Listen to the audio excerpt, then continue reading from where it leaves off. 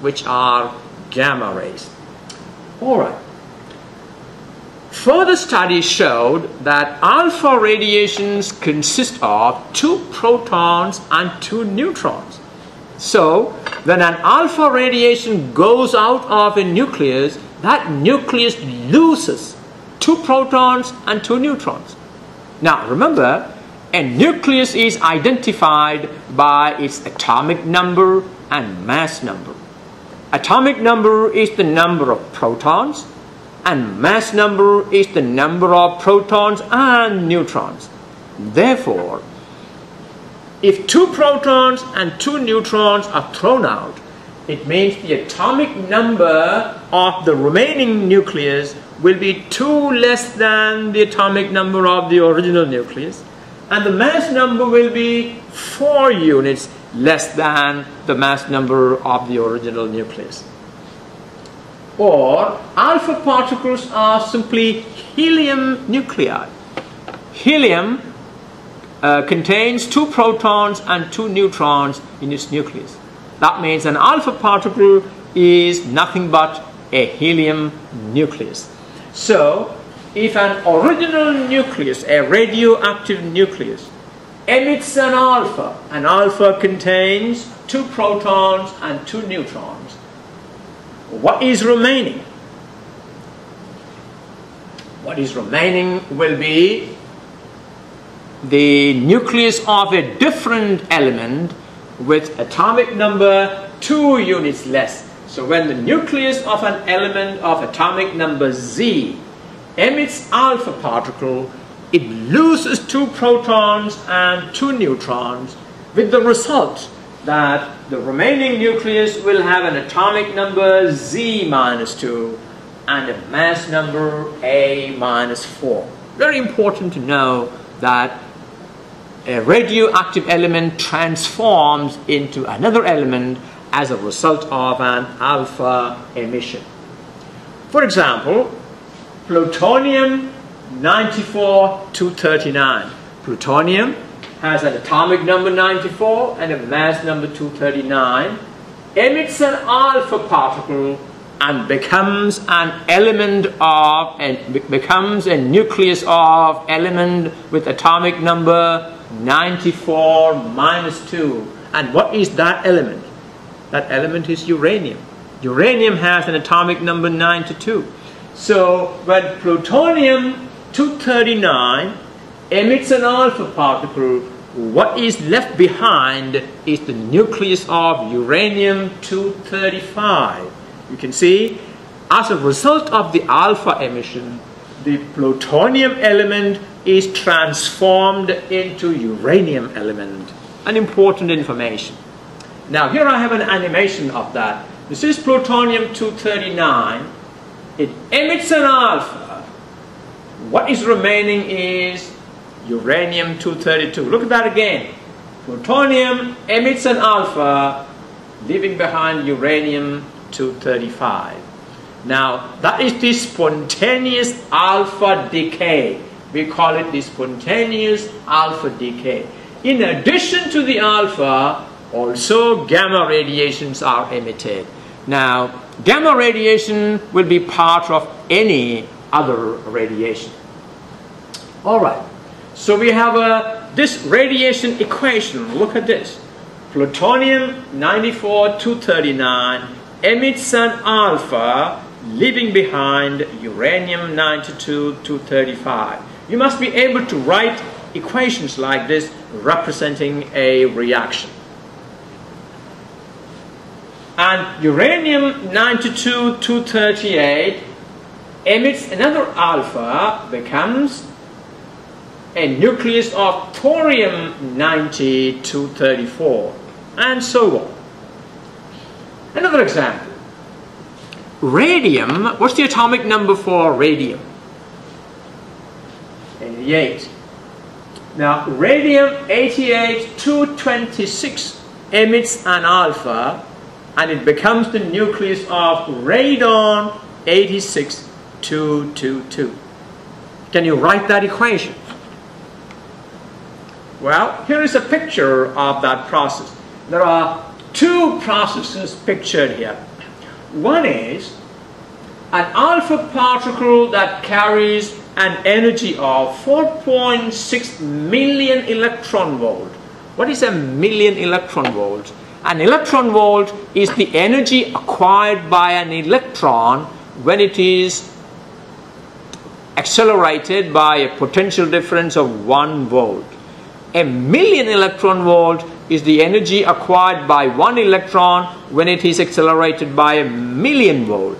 Now, the energy of this alpha particle that comes out of the radium carries 4.6 million electron volt, and it is also accompanied by a gamma radiation which carries 0.186 million electron volt. And so the total energy that is taken away from that nucleus is the sum of these two. This is one possibility. Another possibility is an alpha radiation which carries all that energy, that has 4.745 million electron volt.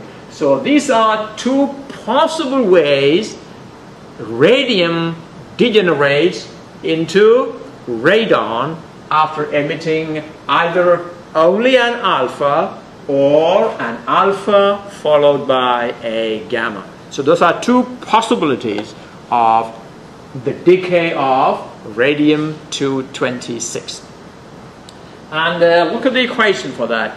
Radium-88-226 emits an alpha, leaving behind radon-86-222. How about beta radiations? Now, I want you to look at this and tell me, is there anything wrong there? Beta radiations are very light particles, we said, and it was deflected in the opposite direction. Well, if alpha radiations carried a positive charge, the beta radiation should be carrying a negative charge. They are light particles, and there's only one light negative particle that we are familiar with. They are electrons. So, obviously, it is easy to conclude that beta radiations consist of fast-moving electrons. What's the problem here? The problem is, I started by saying that radioactivity is a nuclear phenomenon. Didn't I say that we will forget about the electrons outside the nucleus? We will only look at the nucleus in order to study radioactivity. Radioactivity is a nuclear phenomenon. That means the radiations are coming from the nucleus. Now, is there an electron or are there electrons inside the nucleus? Well, I want you to follow this carefully. What is a beta radiation? A beta radiation is an electron coming from the nucleus. That is something that is not understandable. Is that right? Radiations are emitted from the nucleus. Can a nucleus give out an electron? What happens is, inside the nucleus, the proton and neutron not always remain as proton and neutron. You see, a neutron doesn't remain as a neutron forever. It changes identity. A neutron can split into a proton and an electron. You see, the charge carried by a proton and the charge carried by an electron are equal and opposite. When you put them together, they are neutral. And when they separate, you have positive and negative charges. So, inside the nucleus, a neutron can degenerate into a proton and an electron. Now, when that happens, the proton will stay back in the nucleus and the electron is given out as the as the beta radiation. Now, neutron has no charge. Look at the symbol for that, N01. It has no charge, but mass number is 1. Splits into a proton, 1, 1, plus the electron that carries a negative charge. So the negative and the positive charge put together is the zero charge. A neutron inside a nucleus splits into a proton and an electron. The electron gets emitted. Now that means an important change has now happened to the nucleus. What is that important change? In place of a neutron, now you have a proton. Now, when you have an additional proton, the atomic number will increase by 1.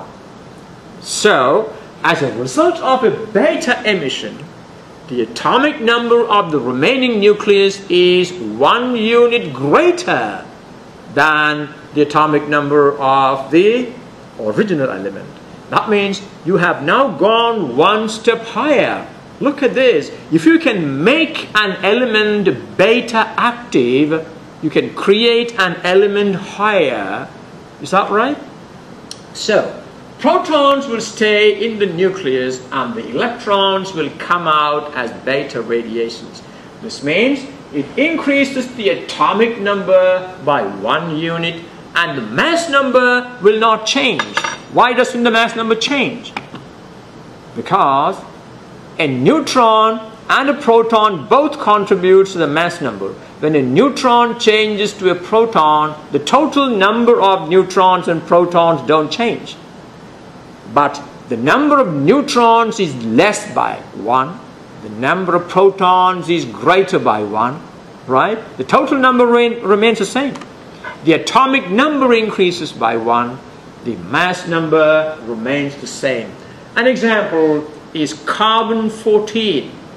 Carbon, atomic number 6, mass number 14, emits a negative beta. So from now on, we are going to call this beta a negative beta. A beta that carries a negative electric charge, which obviously means sometimes we will be coming across a positive beta. We will see that later. So carbon 14 emits an electron, a negative beta, leaving behind a nucleus of nitrogen that is 1 atomic number higher. And the mass number is the same. Alright.